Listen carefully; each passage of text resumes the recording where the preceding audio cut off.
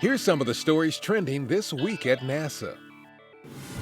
During a February 2nd event at NASA's Marshall Space Flight Center, officials announced the selection of 13 low-cost small satellites to launch as secondary payloads on Exploration Mission 1, the first flight of the agency's Space Launch System rocket targeted for 2018. SLS's first flight is designed to launch an uncrewed Orion spacecraft to a stable orbit beyond the Moon to demonstrate and test systems for both the spacecraft and rocket before the first crewed flight of Orion. The announced CubeSat secondary payloads will carry science and technology investigations to help pave the way for future human exploration in deep space, including the journey to Mars. Marshall Space Flight Center, which manages development of the SLS for NASA, has a new center director. On February 1st, Administrator Charlie Bolden named Todd May to the post. May had been serving as acting director since the November 2015 retirement of previous center director Patrick Sherman. Since 2011, May has successfully led the Space Launch System program through a series of developmental milestones. The SLS will be the most powerful rocket ever built.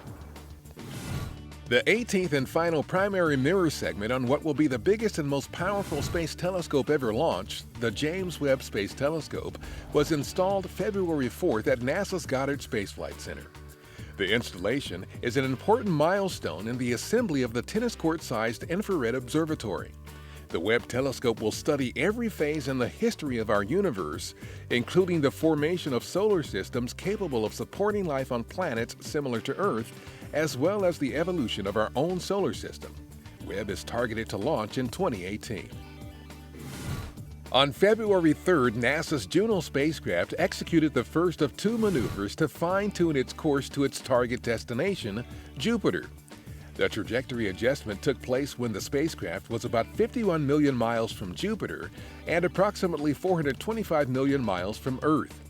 Juno will spend a year studying Jupiter's atmosphere, interior, and magnetosphere from an unprecedented perspective.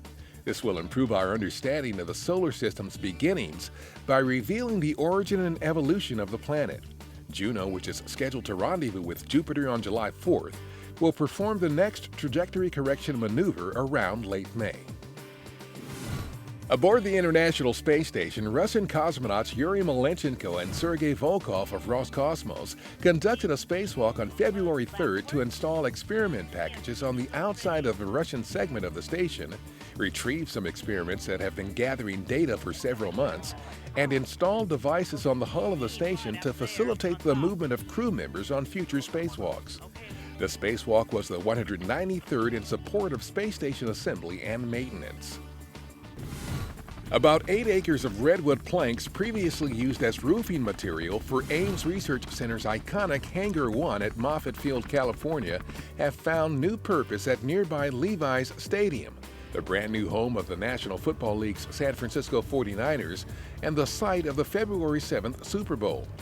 Incorporating the reclaimed and locally sourced material into the stadium structure earned it the federally recognized Leadership in Energy and Environmental Design Gold certification. And that's what's up this week at NASA. For more on these and other stories, follow us on social media and visit www.nasa.gov/twan.